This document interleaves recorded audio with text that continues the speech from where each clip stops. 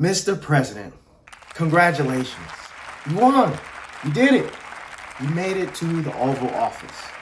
The stage is yours. Now, before we get too comfortable now, we the people, we have a question for you. What are you going to do about the mess that we're in right now? You're going to be sitting in the most powerful office in the world. But let's keep it real. Half the country didn't even vote for you. And the other half, maybe they're just not so thrilled. But I'm not saying that's your fault. But it is your responsibility. And if you think we haven't noticed that, think again. We're watching you like hawks. Look, America, we have issues, major issues. As you know, our country has been through some pretty rough stuff. I mean, we got divisions deeper than a pothole in Michigan. The cost of living is just so high. It's like we're watching prices at the gas station play hopscotch with our paychecks. We're watching, and yes, we are going to hold you accountable. There are 346 million Americans with their own dreams, fears, and everyday battles. And again, because I have to emphasize this, half of them didn't even vote for you. So let's address them first. Look, no one said this is going to be easy, but if you're sitting in that office,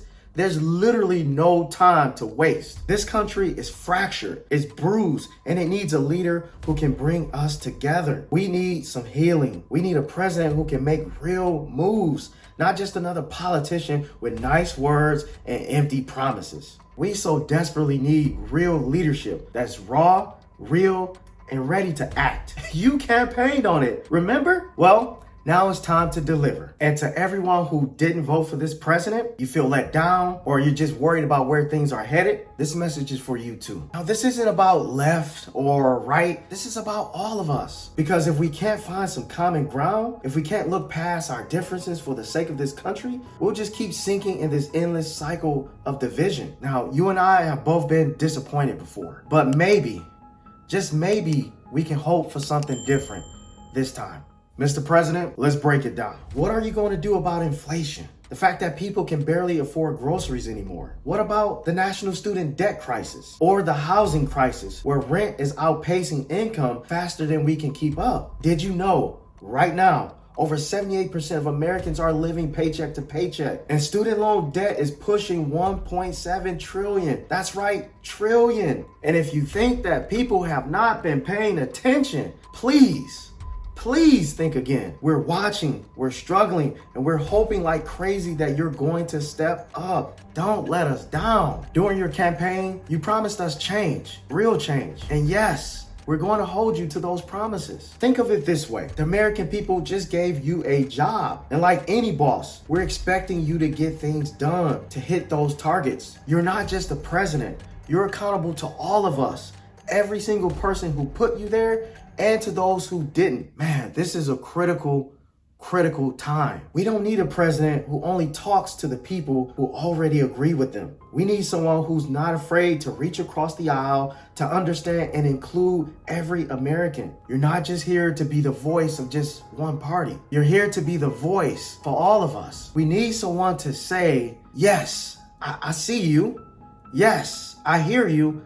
And I'm here to serve all of you. Mr. President, I want to cut to the heart of what really keeps people up at night. Yes, we're talking about financial security. It's not just about dollars and cents. It's about knowing that when we work hard, we'll have something to show for it. It's about coming home at the end of the month and knowing we can actually cover the rent or the mortgage, pay our bills, and maybe, just maybe put a little something away for the future. But right now, those dreams feel out of reach for millions and millions of Americans. Actually, you sound like The Rock right there, but whatever. We really need policies that work for us, not just the wealthy or the powerful. And let's be real here.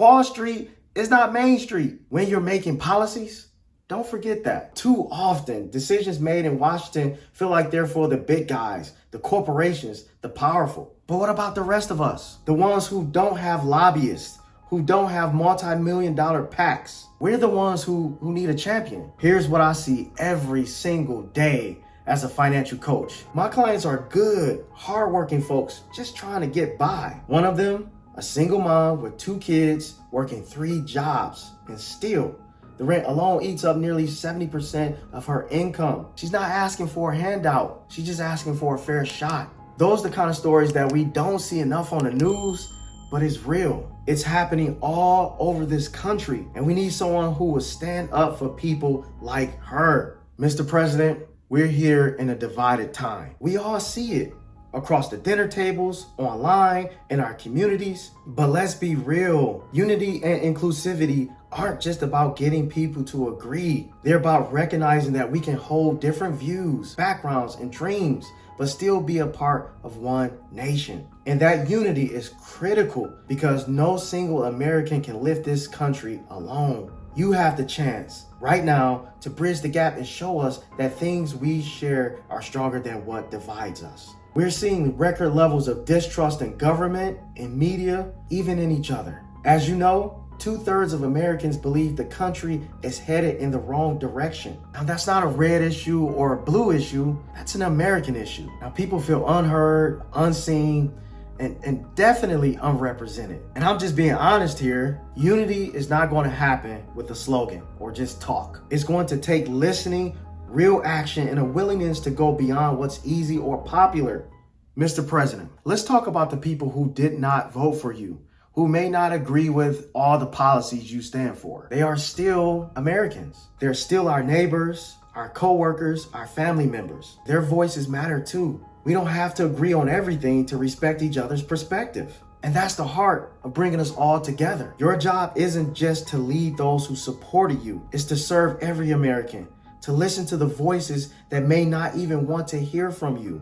Diversity is a strength. The fact that we are a melting pot of different cultures, backgrounds, and perspectives is what gives this country its unique resilience. We have immigrants who bring rich traditions, young people pushing for progress, communities who have been here for generations, and families are building new lives here. And we are a patchwork, but that's what makes us strong. And when we honor that, when we bring in those voices, we create a vision of America that's stronger, smarter, and ready for whatever challenges come our way. So, here's the challenge, Mr. President. We don't need you to fix every problem. We just need for you to open the doors, to listen, to make room for all Americans, not just the ones who agree with you. Imagine the power of a government that works for every single American, that's willing to reach across the aisle and find common ground, that's ready to truly live out the values we teach our children. If you can be that president, that's a legacy worth building.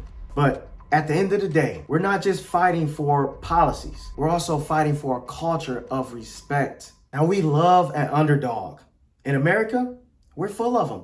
It's the single moms, the students buried in loans, the small business owners trying to survive. They don't need handouts. They need someone who's fighting for them. That's how we truly make America strong. Now, this time, we're holding you accountable.